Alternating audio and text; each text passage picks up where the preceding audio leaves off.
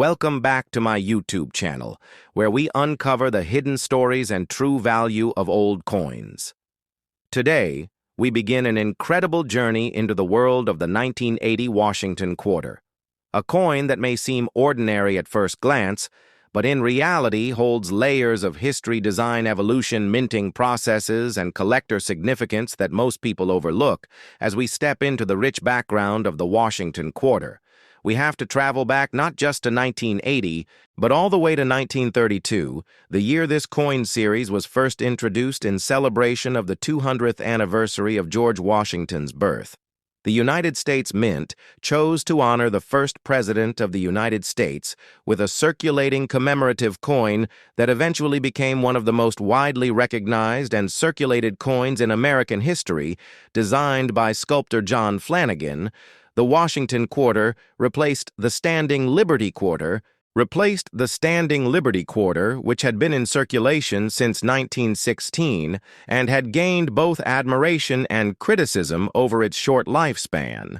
Flanagan's design featured a bold and dignified profile of George Washington facing left with the word "Liberty" above, and the national motto, "In God We Trust," to the left, along with the date below on the reverse.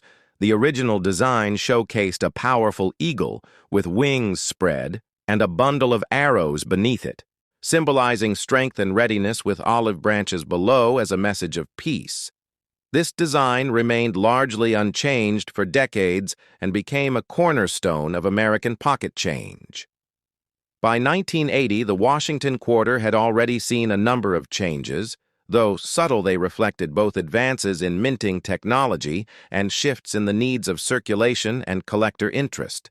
By this time, silver had been removed from quarters entirely since 1965 due to rising costs and the need to preserve precious metal resources. The Coinage Act of 1965 mandated the removal of silver from dimes and quarters, transitioning them to a copper-nickel-clad composition. This meant that by 1980, the quarters were made of an inner core of pure copper and outer layers of copper-nickel, creating a durable and cost-effective solution that maintained the coin's weight and size, but affected its overall tone and wear patterns in circulation. Now let's focus specifically on the 1980 Washington quarter. This coin was struck at 3 United States Mint facilities in Philadelphia, Denver, and San Francisco, each mint mark telling a small part of a larger story. The Philadelphia Mint issued coins without a mint mark, as was standard at the time. The Denver Mint quarters carried a D-mint mark, while the San Francisco Mint, which primarily handled proof coins, produced 1980 quarters with an S mint mark meant for collectors and not intended for general circulation. The production numbers were immense, with hundreds of millions of coins produced across all 3 facilities. But what makes the 1980 quarter truly fascinating is not just its mintage numbers, but its place in the numismatic landscape of the late 20th century. At this time, coin collecting was evolving from a niche hobby into a more mainstream interest, catalyzed by a growing awareness of coin errors.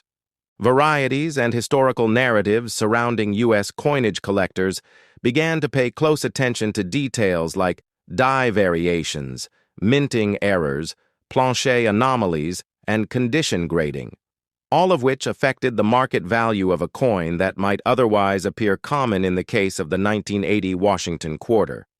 One of the most sought-after varieties is the 1980 D quarter, with a repunched mint mark also known as RPM. This occurs when the mint mark is stamped more than once, but not in exactly the same position, creating a slight doubling effect that is visible under magnification, though subtle. This type of variety adds a premium in collector markets and is cataloged and certified by major grading services such as PCGS and NGC. Another point of interest lies in the condition of the coin, with high-grade examples in mint state, especially MS-66 and above, commanding significantly higher values compared to their circulated counterparts. In terms of design integrity, the 1980 quarter maintained John Flanagan's classic vision. Though by this time, many coins began to show wear due to decades of circulation changes in die technology, and minting efficiency also led to sharper details on some 1980 issues depending on die state and strike quality. So when evaluating a 1980 quarter, one must consider not only the mint mark and date, but also the sharpness of the strike presence of luster, absence of contact marks, and overall eye appeal, all of which factor into its numismatic value. It's important to recognize that even coins produced in the millions can become rare in high grades, especially if preserved in original bankrolls, mint sets, or found in exceptionally well-struck condition. Beyond the coin itself, the broader historical context of 1980 offers additional richness to our narrative. This was a year of transition for the United States marked by economic shifts, political changes, and the continued evolution of American culture. The U.S. Mint was adapting to increasing public interest in coinage, driven by inflation fears, and the growing popularity of collecting as an investment. The numismatic press was booming with new publications, dealers and conventions creating a thriving environment for coin education and exchange. In this backdrop, the 1980 Washington quarter circulated widely across the country, playing its role in daily commerce while quietly becoming a piece of collectible history. We can also explore the legacy of the Washington quarter through its long life, leading up to the redesign in 1999 with the launch of the 50-state quarters program, an initiative that revolutionized public interest in U.S. coins and led to a dramatic increase in coin collecting across all age groups, but the pre-1999 quarters, such as the 1980 issue, remain a staple of traditional collections, particularly among those who appreciate the historical consistency of Flanagan's original vision and the physical characteristics of clad coinage that defined a generation of U.S. currency. As we journey further into this video, we will look at real examples of 1980 quarters under magnification review coin grading techniques used by professionals. Assess price trends from auction records and online marketplaces and study how storage, handling, and time affect the condition and value of these coins. We'll break down the differences between proof and business, strike coins, examine the role of third-party grading services, and understand what makes a 1980 quarter worth a few cents or hundreds of dollars, depending on rarity, variety, and preservation.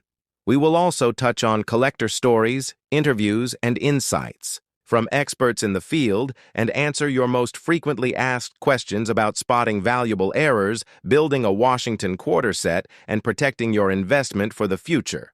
So stay with me as we dive into every facet of the 1980 Washington quarter, its historical roots, design significance, minting variations, market performance, and collector appeal. This isn't just a coin. This is a chapter of American numismatic heritage, and by the end of this video, you'll have everything you need to recognize, value, preserve history, and maybe even uncover a hidden gem in your own pocket change.